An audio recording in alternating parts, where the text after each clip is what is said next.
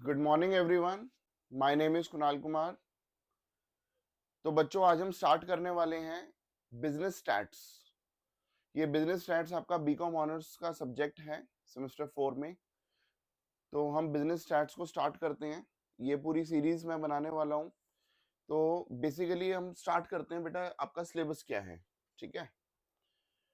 तो जब हम बिजनेस स्टैट्स की बात करते हैं तो सबसे पहले आपको जो टॉपिक कवर करना है that is measures of central tendency. ठीक है।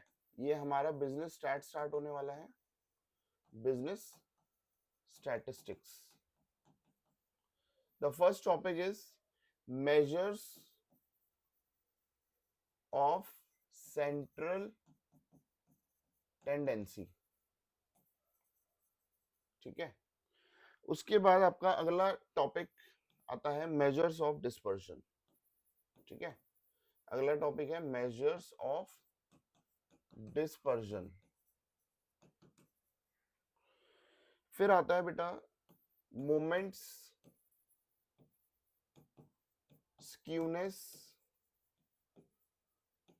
And kurtosis. देन आपको चैप्टर कवर करना है प्रोबेबिलिटी थ्योरी। Probability theory. ठीक है। अब बेसिकली प्रोबेबिलिटी थ्योरी के अंदर क्या क्या आता है? प्रोबेबिलिटी थ्योरी के अंदर आपको थोड़ा पढ़ना है परमुटेशन कॉम्बिनेशन। ठीक है। कंडीशनल थ्योरम, कंडीशनल थ्योरम, और आपको पढ़ना है बेस थ्योरम। ठीक है। तो बेसिकली ये तीन टॉपिक इस चैप्टर में कवर होंगे। और अगर मैं पूरा प्रोबेबिलिटी का ही नाम ले दूं तो इसके अंदर आपका एक आ जाता है binomial distribution. Binomial distribution because it is also the part of probability, but ये आपका अलग चैप्टर में डाला हुआ है आपकी बुक में। ठीक है। फिर उसके बाद आपका आता है normal distribution and Poisson distribution. तो इसको ले लेते हैं Poisson distribution and normal distribution. ठीक है। तो ये टॉपिक्स बेसिकली, अच्छा, main important topic Bayes theorem, binomial और बायनोमियल डिस्ट्रीब्यूशन, और इसके बीच में एक और आता है, इसको मैं इधर ले देता हूं, discrete probability distribution. Discrete probability distribution. ठीक है।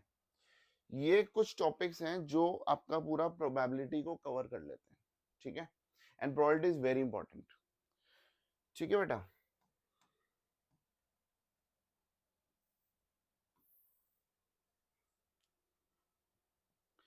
फिर उसके बाद हमारे पास आता है नेक्स्ट चैप्टर, इसको मैं चैप्टर 5 बता देता हूं, दैट इज कोरिलेशन। फिर आपका आता है कोरिलेशन के बाद regression.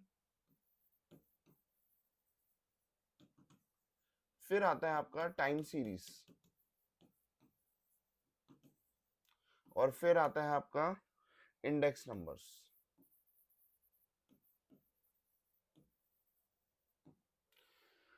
So these are some of the chapters that we have to cover in our business stats. अच्छा, एक बात मैं आपको बता दूं, बिजनेस स्टैट्स आपके लिए कोई बहुत मुश्किल सब्जेक्ट नहीं है। ठीक है। और कोई नया सब्जेक्ट भी नहीं है। वाई? क्योंकि 11th क्लास में सबने इकोनॉमिक्स पढ़ी है। 11th क्लास में सबने इकोनॉमिक्स पढ़ी है और सब स्टैट्स पढ़ के आ रखे हैं।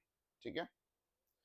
और स्टैट्स में मैं आपको बता रहा हूँ, मेजर और सेंट्रल टेंडेंसी आप हमेशा ही पढ़ते हो भैया, मीन मीडियन मोड। मतलब मैं कराऊंगा सारे कंसेप्ट यहाँ पे क्लियर करूंगा। फिर उसके बाद मेजर और डिस्पर्जन भी आपने वहां पे पढ़ा हुआ है। उसके बाद ये प्रोबेबिलिटी अगर मैं छोड़ दूं तो आपने कोरिलेशन वहां पे पढ़ा हुआ है, आपने रिग्रेशन पढ़ा हुआ है, और रिग्रेशन भी हो सकता है, चलो आपने नहीं पढ़ा हो, पहले होता था, अब शायद स्टैट्स में नहीं होता। ठीक है। टाइम सीरीज आपने पढ़ी हुई है, इंडेक्स नंबर आपने पढ़ा हुआ है। तो ये टॉपिक्स हर किसी ने पढ़े हुए हैं, चाहे आपके पास 11-12 में मैथ्स थी या नहीं थी। अब दिक्कत कहाँ आती है, दिक्कत वहां आती है कि भैया 11-12 में हमारे पास मैथ्स नहीं थी, और जिनके पास थी वो भी बहुत कुछ भूल चुके हैं, ठीक है, क्योंकि बहुत टाइम हो गया मैथ्स पढ़े हुए। तो आपको ध्यान होगा, आपने प्रोबेबिलिटी पढ़ी है 11-12 में, परमुटेशन कॉम्बिनेशन वाला जो चैप्टर है वो तो 11th में पढ़ा है, लेकिन अगर जिन्होंने 11-12 में पढ़ी है तो वो भी भूल चुके होंगे कि भैया परमुटेशन कॉम्बिनेशन क्या होता है। तो मतलब चांसेस हैं, ठीक है। कंडीशनल थ्योरम ये सब आपका 12th का सिलेबस है, ठीक है। Binomial distribution, probability distribution. अच्छा, बाइनोमियल और प्रोबेबिलिटी लास्ट 2 साल से आपका 12th क्लास में कट चुका था, तो ये वाली भी चीजें आपने नहीं पढ़ी होंगी। बेस थ्योरम पढ़ा होगा, ठीक है, कंडीशनल पढ़ी होगी, ये पढ़ा होगा। ये उनकी बात कर रहा हूँ जिनके पास 12th में मैथ्स थी। पॉइजन डिस्ट्रीब्यूशन, नॉर्मल डिस्ट्रीब्यूशन, ये सब आपने नहीं पढ़ा, क्योंकि ये आपका ग्रेजुएशन का पार्ट है, मतलब ये 12th में भी नहीं था। फिर correlation, time series, index number आपने पढ़ा है। पहले कोरिलेशन के साथ 11th क्लास में हमारे पास रिग्रेशन भी होता था, तो आप समझो भैया 11th क्लास का ही सिलेबस है जिसको हमने एक्सटेंड करा हुआ है, ठीक है। तो let us start our syllabus with the topic that is measures of central tendency. तो मैं यहाँ से अपना सिलेबस स्टार्ट करता हूँ, जिसका नाम है मेजर्स ऑफ सेंट्रल टेंडेंसी। तो मैं स्टार्ट कर रहा हूँ business stats, BCom honours, measures of central tendency. ठीक है बेटा, ये वाला जो टॉपिक है ये बहुत इंपॉर्टेंट टॉपिक है, और ये स्टैट्स का सबसे पहला टॉपिक हमेशा यही बनता है, ठीक है। इस टॉपिक में हम बात करने वाले हैं, पहले हम बात करेंगे मीन, मीडियन और मॉड की। हम पहले इन तीनों टॉपिक की बात करेंगे। ये जो टॉपिक है मीन, मीडियन, मोड, ये टॉपिक में हम सबसे पहले स्टार्ट करने वाले हैं मीन, ठीक है, जिसको हम एक्स बार से भी डिनोट करते हैं। मीन को हम किससे डिनोट करते हैं? मीन को बच्चों हम एक्स बार से भी डिनोट करते हैं। This is a symbol of mean. समझ आ रही है? अब जो मीन है उसमें भी बहुत वेरिएंट होते हैं, इसमें कोई डाउट नहीं है। मीन के अंदर भी बहुत सारे वेरिएंट्स होते हैं।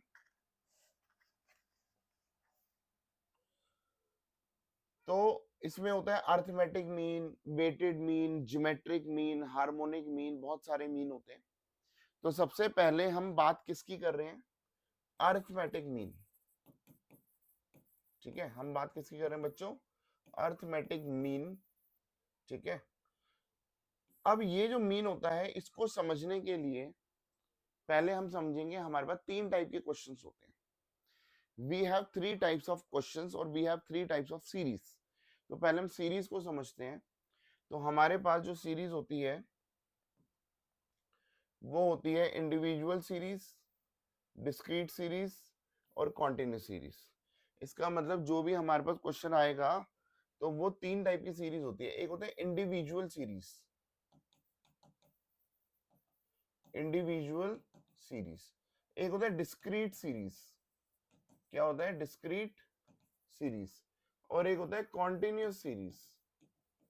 क्या होता है बच्चों? Continuous series. 3 टाइप की सीरीज होती है, मतलब 3 टाइप के क्वेश्चन होते हैं। सर ये क्या होते हैं? मैं आपको एक एग्जांपल से देता हूं। अगर हमारे क्वेश्चन में डेटा केवल एक डंडे का हो, एक्स दिया हो कि भैया मार्क्स, सपोज मेरी क्लास में 10 बच्चे पढ़ते हैं और 10 बच्चों के मार्क्स कितने आए? किसी के 9 नंबर आए, किसी के 7 आए, किसी के 5 आए, किसी के 8 आए, किसी के 3 आए, किसी के 1 2 3 4 5, सपोज 5 बच्चे पढ़ते हैं, ठीक है, ये ऐसे मार्क्स आए। तो मैं क्या बोलूंगा कि भाई ये है इंडिविजुअल सीरीज, केवल एक्स हो, एक डंडा हो, एक डंडा। समझ आ रही है? सर डिस्क्रीट सीरीज क्या होती है? जिसमें देसी भाषा में बोलेंगे भैया 2 डंडे होते हैं, एक्स और एफ। क्या होते हैं? एक्स और एफ। तो अगर मेरा डेटा ज्यादा है, समझ आ रही है, अगर डेटा बड़ा है, सर डेटा बड़ा होने का मतलब क्या है? अगर मेरी क्लास में सपोज 50 बच्चे हैं और सबके ऐसे ऐसे मार्क्स आए हैं, किसी के मार्क्स आए हैं 2, किसी के 3, किसी के 4, किसी के 5, किसी के 6, ऐसे मार्क्स आए हैं। ठीक है, ये मार्क्स आए हैं बस। हाईएस्ट 6 गए हैं, मिनिमम 2 गए हैं। तो मैं ये बता रहा हूँ कि भैया 2 नंबर कितने बच्चों के आए? 2 नंबर 5 बच्चों के आए। 3 नंबर कितने बच्चों के? 10 बच्चों के। 4 नंबर कितने हैं? 5 बच्चों के। 5 नंबर कितने के आए? 20 बच्चों के। 20, 30, 40। और ये 6 नंबर कितने बच्चों के? 10 नंबर। इसका मतलब 50 बच्चों का डेटा, ये जो समेशन एफ है, ये एफ है, इसका टोटल हम करेंगे समेशन एफ, जिसको हम बोलते हैं कैपिटल एन भी बोलते हैं बच्चों। तो मैं आपको ये बता रहा हूं कि ये डेटा कितने बच्चों का है? 50 बच्चों का। ये एक्स मतलब मार्क्स है, यहाँ पे ये डेटा ही था खुद। समझ आ रही है? इसमें अगर मैं इसका एफ बनाऊं तो ये एक एक बच्चों के मैंने लिखे हुए हैं। जब डेटा कम होता है तो हम ऐसे लिख देते हैं, डेटा ज्यादा होता है तो अब हम ऐसे लिखना बड़ा मुश्किल हो जाएगा। 2 2 2 2, 2 को 5 बार लिखूं, फिर 3 को मैं 10 बार लिखूं। Are you getting my point? तो हम क्या करते हैं, डेटा को इस तरीके से अरेंज कर देते हैं। स्टैट्स का मतलब डेटा के साथ खेलना ही होता है। ठीक है। कॉन्टिन्यूस सीरीज क्या होती है? जिसमें क्लास इंटरवल वाला एक डंडा होता है, समझ आ रही है, और एक फ्रीक्वेंसी वाला होता है।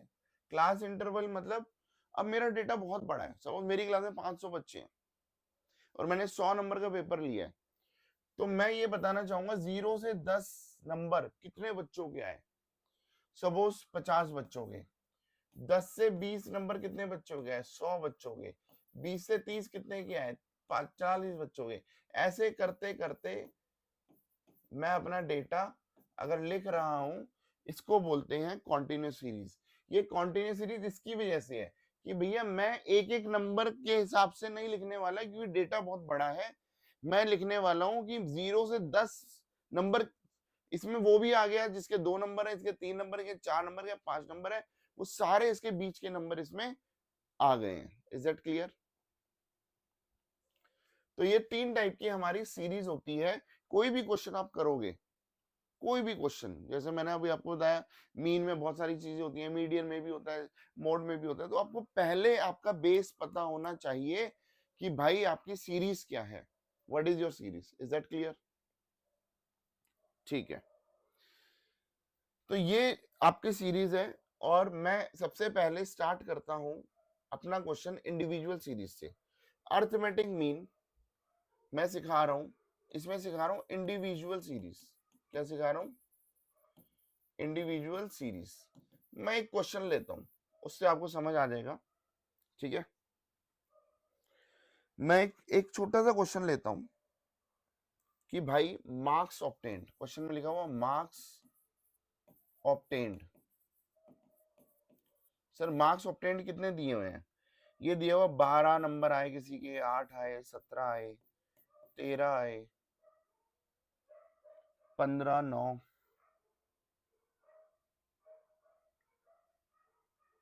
या चलो थोड़ा छोटा डेटा ले लेता हूँ यार। ठीक है,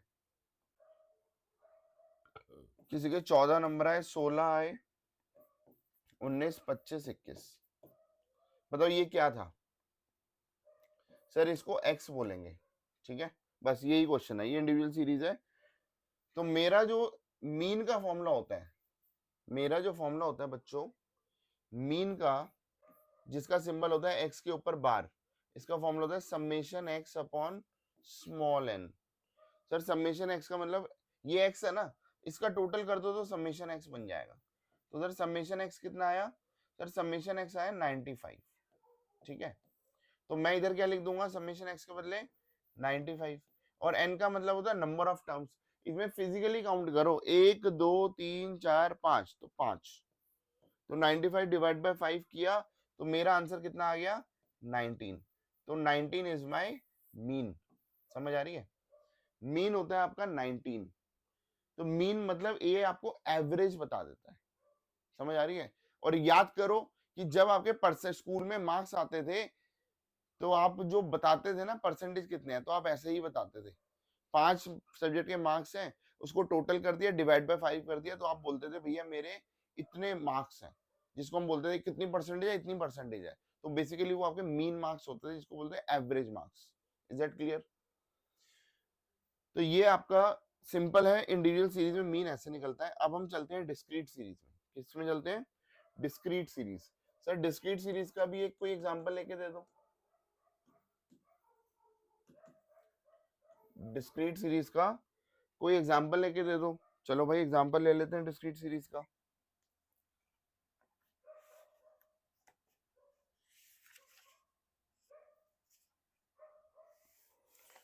अच्छा मेथड भी भाई तीन तीन मेथड होते हैं, ठीक है। इसमें क्योंकि मैं सारी चीजें स्टार्टिंग से क्लियर करता हुआ चलूंगा।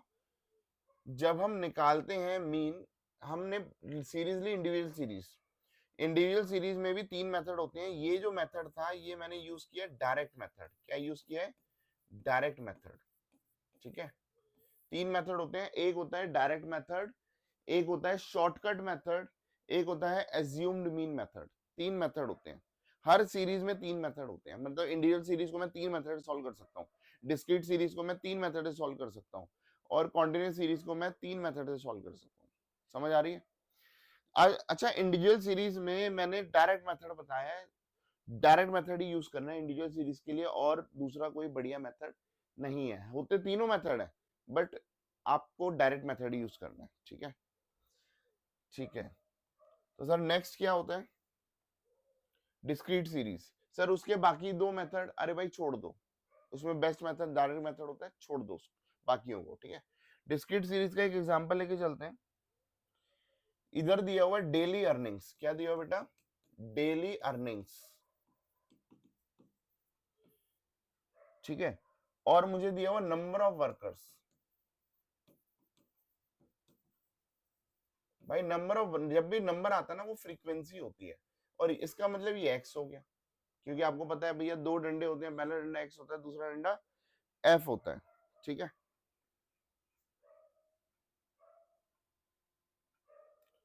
तो हमारे पास डेली अर्निंग्स कितनी दी है? 100, 140, 170, 200, 250। और नंबर ऑफ वर्कर कितनी दी है? 5, 2, 6, 4, 3, ठीक है। ये हमारा क्वेश्चन है। मतलब मेरे पास डिस्क्रीट सीरीज है जिसमें एक्स है और एफ है। तो सर डिस्क्रीट सीरीज में मीन निकालने के लिए आप कौन सा मेथड बताने वाले हो? भाई मीन निकालने के लिए मैं बताने वाला हूं तीन मेथड। तो पहला मेथड होता है डायरेक्ट मेथड। तो सर डायरेक्ट मेथड का फॉर्मूला क्या होता है? Mean is equal to summation, इसको समेशन बोलते हैं, कई बच्चे को सिग्मा बोलते हैं बट सिग्मा कुछ और होता है, ये समेशन होता है। तो इसका फॉर्मूला होगा summation F x upon capital N. Sir ये कैपिटल एन क्या होता है? भाई कभी भी कैपिटल एन आ जाए तो कैपिटल एन का मतलब होता है समेशन एफ। कभी भी कैपिटल एन आ जाए तो कैपिटल एन का मतलब होता है summation f. Sir small n था पिछली बार, तो स्मॉल एन का मतलब आप एक एक करके काउंट करोगे, और सर कैपिटल एन आ जाए तो इसका मतलब एफ का समेशन कर दोगे तो कैपिटल एन होगा, वो भी नंबर ऑफ स्टूडेंट्स ही आ गया, राइट। या जैसे इसमें वर्कर है तो इसमें आ गया नंबर ऑफ वर्कर्स। तो डायरेक्ट मेथड में हमें फॉर्मूला ये लगाना है। तो सर एक बार बताओ ना, हमें समेशन एफ एक्स चाहिए, अगर किसी का भी समेशन चाहिए, किसी का भी समेशन चाहिए, तो आप पहले वो वाला कॉलम बनाओगे। सर समेशन एफ एक्स चाहिए, इसका मतलब एफ एक्स का एक कॉलम बनाया जाएगा, उसका टोटल करूंगा तो वो कहलाएगा समेशन एफ एक्स। समझ आ रही है? ये बात समझ लो, अगर मुझे किसी भी चीज का समेशन चाहिए तो मुझे पहले उसका क्या करना पड़ता है? उसका एक कॉलम बनाना पड़ता है। तो सर ठीक है, इसको मल्टीप्लाई करेंगे, एफ एक्स का मतलब एफ इंटू एक्स, तो 100 इंटू 5 दैट इज 500, ठीक है।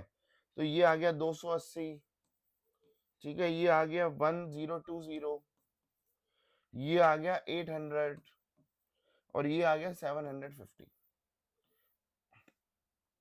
तो सर हमारा तो डायरेक्ट मेथड में ये फॉर्मूला था, तो ये फॉर्मूला ही लगा रहे हैं। बताओ एफ एक्स का टोटल, ये समेशन एफ एक्स है, अगर मैं समेशन एफ एक्स करूंगा तो मेरा आंसर आ रहा है 3350, ठीक है।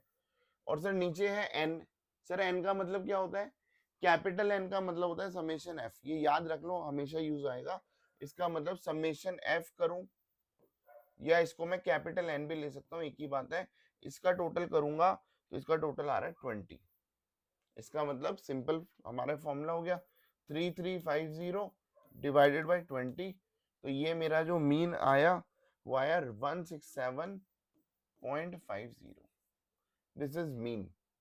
तो ये मीन जो अर्निंग्स है वो रुपीस में दी हुई है, तो मैं इसको रुपीस का सिंबल के साथ शो कर सकता हूँ कि भैया जो मेरा मीन अर्निंग आ रही है, मेन आंसर हमारा इसी में से निकलता है। ये अर्निंग दी हुई है तो मेरा आंसर होगा मीन अर्निंग। अगर ये मार्क्स दिए होंगे तो मेरा आंसर होगा मीन मार्क्स। अगर ये हाइट दी होगी तो मेरा आंसर होगा mean height. Is that clear? So this was discrete series. और डिस्क्रीट सीरीज का कौन सा मेथड था? ये था हमारा डायरेक्ट मेथड, ठीक है बच्चों, ये हमारा डायरेक्ट मेथड था। अब इसी में अगला जो मेथड होता है वो होता है शॉर्टकट मेथड। अब वो शॉर्टकट मेथड मैं आपको कराने वाला हूँ, ठीक है।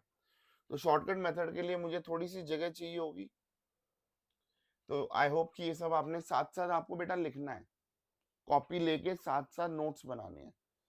अगर आप केवल वीडियो देख रहे हो तो it it is not going to help you out. Proper अगर आप नोट्स बना के पढ़ रहे हो तो वही असली पढ़ाई है जैसे पहले के टाइम में होती थी। हमारे टाइम पे पढ़ाई ऐसी होती थी कि भैया टेक्नोलॉजी वगैरह कुछ नहीं होती थी, टीचर ने जो पढ़ा दिया वो उसी टाइम पे, जिसने लिख लिया वो उसने कैप्चर कर लिया उसी टाइम पे। हमारे पास क्या हो गया, आज के टाइम में इतना कंफर्टेबल जोन आ चुका है कि हम क्या करते हैं, हम कंफर्टेबल जोन में रहने जाते हैं। भैया लिखेंगे क्यों, सारा तो लिखा ही हुआ है, समझ आ रही है, दोबारा वीडियो देख लेंगे ना। आप दोबारा कभी वीडियो देखोगे, फोटो वोटो भी खींच लेते हैं, स्क्रीनशॉट ले लेंगे, स्क्रीनशॉट आपके मोबाइल में पड़े ही रहते हैं भाई, ठीक है, वो कभी आप खोल के भी नहीं देखोगे।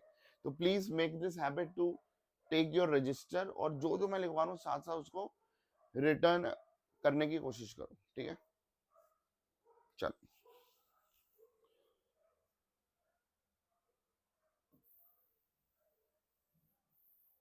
Now the next method is shortcut method, ठीक है। मैं करा रहा हूं बेटा इसमें शॉर्टकट मेथड अब करा रहा हूं, जिसको हम बोलते हैं एज्यूम्ड मीन मेथड, ठीक है। शॉर्टकट मेथड है ये,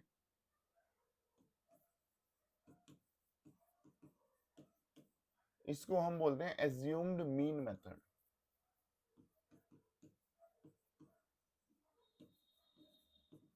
एक ही बात होती है, ये दोनों एक ही नाम है, ठीक है, एक ही मेथड के दो नाम है।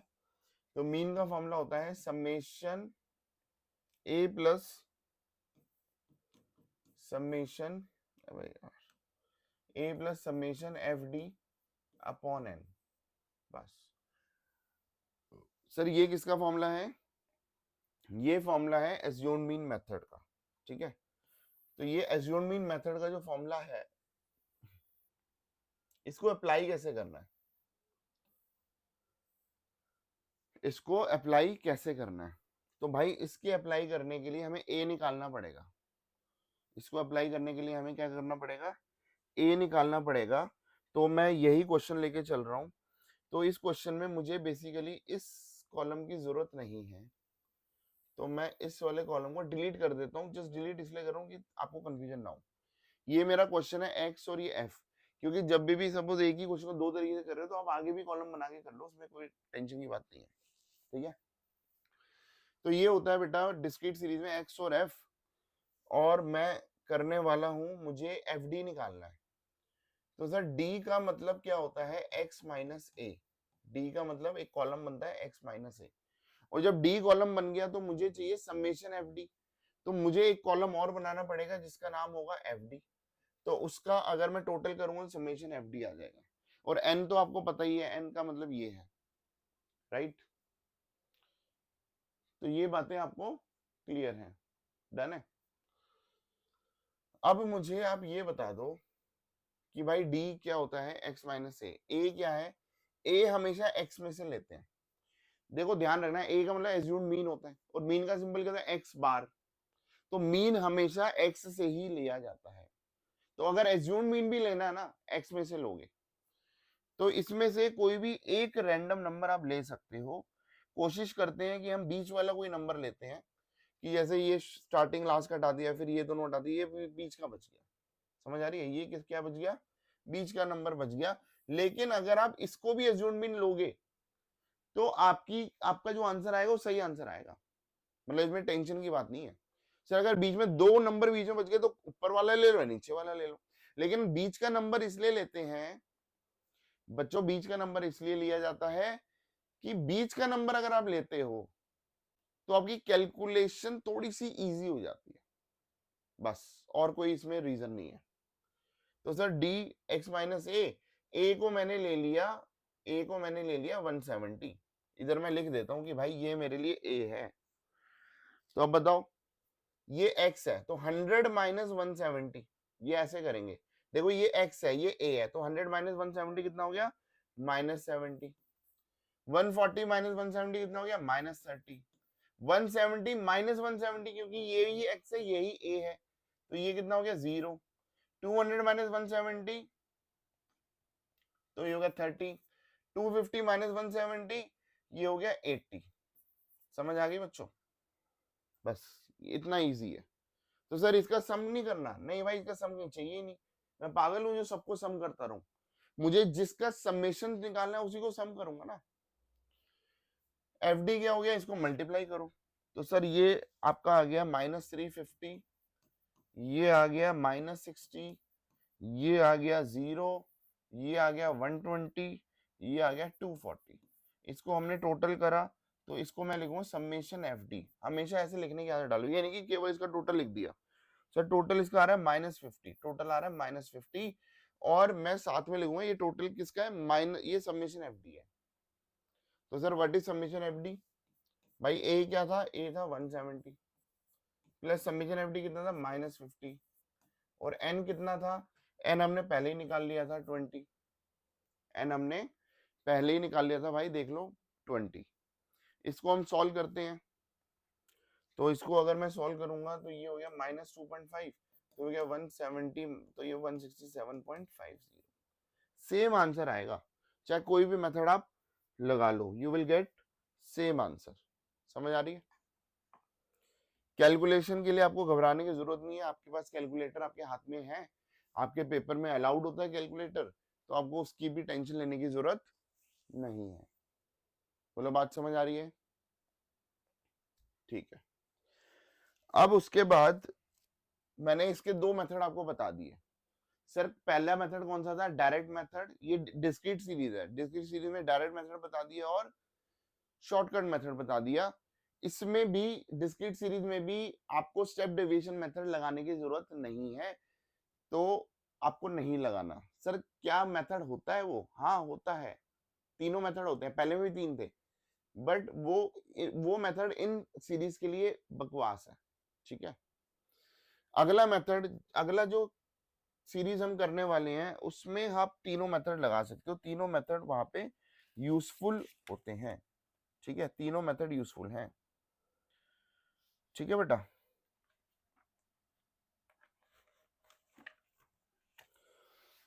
तो हम एक एग्जांपल लेते हैं कॉन्टिन्यूस सीरीज का। Let us take the example of continuous series.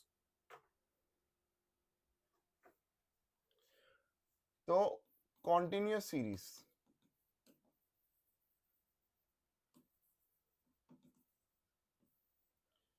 Continuous series का बेटा एक बेसिक क्वेश्चन हम उठाते हैं। आपको दिए हुए मार्क्स, ठीक है, वो दिया हुआ 0 to 10, 10 to 20, 20 to 30, 30 to 40, 40 to 50, 50 to 60, ये दिए हुए मार्क्स। और आपको दिया हुआ है एफ, ठीक है, जिसको बोलते हैं नंबर ऑफ स्टूडेंट्स क्वेश्चन में दिए हुए हैं। तो मैं पहले चलो लिख देता हूँ नंबर ऑफ स्टूडेंट्स। तो ये हो गया नंबर ऑफ स्टूडेंट्स। इसको हम किससे डिनोट करते हैं? एफ से।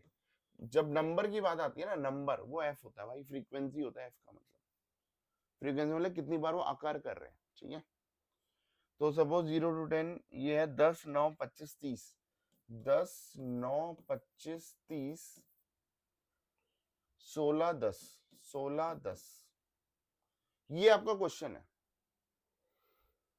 ठीक है। ये आपका क्वेश्चन है बच्चों कॉन्टिन्यूस सीरीज का।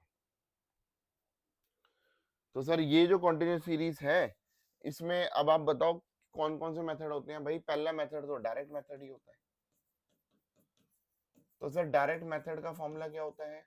डायरेक्ट मेथड का वही फॉर्मूला होता है, क्या होता है? Summation F x upon capital N, where capital N means हमेशा लिखूंगा कैपिटल एन, बट बार बार बोलेंगे कैपिटल एन का मतलब क्या होता है? Summation F. कैपिटल एन का मतलब क्या होता है बच्चों? समेशन एफ, ठीक है। तो चलो ये एफ है और एक्स दिया हुआ है। सर एक्स तो दिया नहीं हुआ, ये क्या था? सर ये क्लास इंटरवल है, ये सी आई है, क्लास इंटरवल, ठीक है, ये क्लास इंटरवल है, राइट।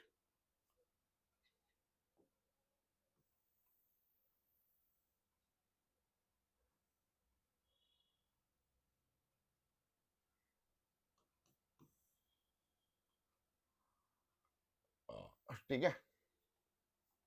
तो सर x कहां से आएगा? जब भी क्लास इंटरवल होता है बच्चों, x जो होता है वो इसका मिड वैल्यू होती है क्लास इंटरवल की, हमेशा ध्यान रखना।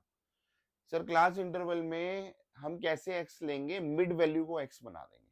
सर मिड वैल्यू कैसे निकालेंगे? ये लोअर लिमिट, ये upper limit, lower plus upper divide by 2, तो ये 0 प्लस 10 डिवाइड बाय 2, तो ये कितना हो गया? 5। 10 प्लस 20 डिवाइड बाय 2, तो ये कितना हो गया? 15। ये कितना हो गया? 25। ये कितना हो गया? 35। ये कितना हो गया? 45। ये कितना हो गया? 55। या तो आइडिया से भी लग जाएगा भैया 50 और 60 के बीच 55 आता है, और एक पैटर्न ही बन जाता है नॉर्मली, तो आपको पता लग जाएगा अपने आप ही, ठीक है। उसके बाद नॉर्मल क्वेश्चन एफ और एक्स है, एफ एक्स अपॉन एन करके आप निकाल लोगे। फिर उसके बाद दूसरा मेथड आता है जिसको हम बोलते हैं शॉर्टकट मेथड। क्या आता है? Shortcut method. तो सर शॉर्टकट मेथड के लिए क्या था? सर शॉर्टकट मेथड के लिए फॉर्मूला था ए प्लस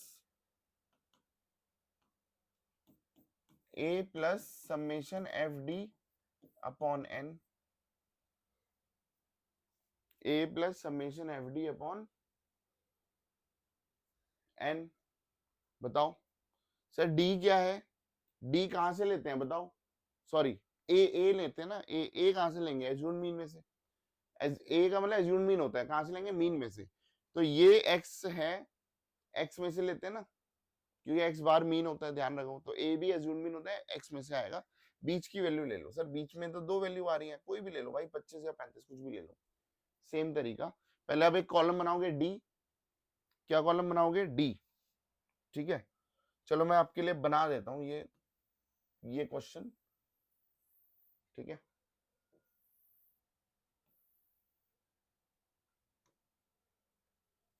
हम डी बनाते हैं। डी का मतलब होता है एक्स माइनस ए मैंने सपोज ले लिया, फॉर एग्जाम्पल मैंने ए ले लिया ये। सर अगर मैं 25 ले भाई चलेगा, कोई दिक्कत नहीं, आपका भी फाइनल आंसर सही आएगा, कैलकुलेशन डिफरेंट हो जाएंगी हमारी। तो डी हो गया एक्स माइनस ए, तो हो गया 5 माइनस 35, तो हो गया माइनस 30, माइनस 20, माइनस 10, 0 10 20, ठीक है। ये डी आ गया। अब पता है भैया समीशन एफ डी चाहिए, तो एफ और डी को मल्टीप्लाई करोगे एफ डी आ जाएगा, ठीक है। एन आपको पता है, ए आपको पता है, you will get the value, ठीक है। अगला मेथड होता है स्टेप डेविएशन मेथड। क्या होता है बेटा? The method is step deviation method. ये तीसरा मेथड है, इसको ध्यान से सुन लेना। तीसरा मेथड है, इसको ध्यान से सुन लेना। ये फर्स्ट मेथड, ये सेकंड मेथड, अब ये थर्ड मेथड आ गया, ठीक है। इसका फॉर्मूला होता है mean is equal to A plus summation F D dash, ये डैश है, अपॉन एन इंटू एच, और इन सबको एक ब्रैकेट में डाल दो। This is your formula, this is your formula. इस फॉर्मूले को ढंग से लिख लो और समझ लो, क्योंकि इसमें ब्रैकेट का बहुत बड़ा रोल होता है, ठीक है।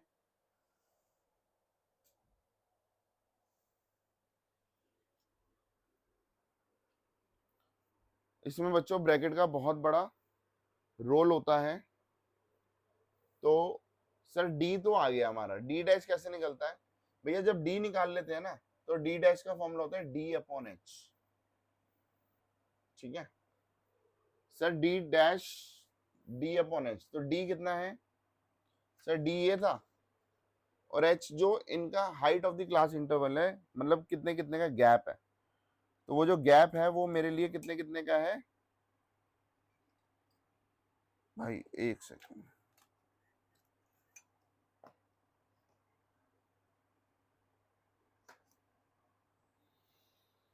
10-10 का गैप है ना, तो h10 हो गया। तो ये इसको डिवाइड बाय ये d है, तो -30 अपॉन 10, तो ये -3 हो गया, -2 हो गया, -1 हो गया, 0 1 2, ये d डैश हो गया। तो सर अगला कॉलम क्या बनाएंगे? F D dash. क्या बनाएंगे? F D dash. तो f ये है और d डैश ये है, तो ये हो गया -30 -18, ऐसे ऐसे करके हम ये बनाएंगे -30 -18, है ना। f और d डैश को मल्टीप्लाई करना है, ये हो गया -25, ये हो गया 0, ये हो गया 16 और ये 10, ठीक है 10 नहीं है 20, 16 और ये 20, ठीक है। समेशन एफ डी डैश कितना आया इसका टोटल करके बताओ सर? ये आ रहा है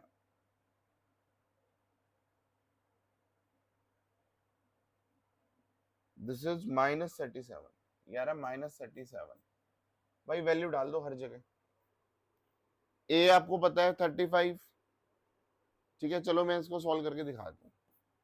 ए कितना है? 35 प्लस ये ब्रैकेट यूज किया, ठीक है क्या यूज किया? Bracket. Summation F D dash आ रहा है -37 अपॉन एन, एन मतलब समेशन एफ, समेशन एफ कितना आ रहा था? 100, तो मैं लिख दूं समेशन एफ कितना है? 100, और एन का मतलब होता है समेशन एफ 100, ठीक है इंटू एच, इंटू एच मतलब 10, 0 से ये 0 कट गया, ये हो गया -3.7, तो ये हो गया 35 और ये -3.7, so the answer is 31.30, 31.30. This is your mean, this is your mean. Which method? We have used the method step deviation method. तो मैंने बेटा इस एग्जाम्पल के थ्रू आपको डायरेक्ट मेथड, शॉर्टकट मेथड और step deviation method, I have taught you all the 3 methods of arithmetic mean, ठीक है। तो ये हम कर चुके हैं, अपना मीन को हमने यहाँ पे डिस्कस कर लिया है, अरिथमेटिक मीन को, ठीक है।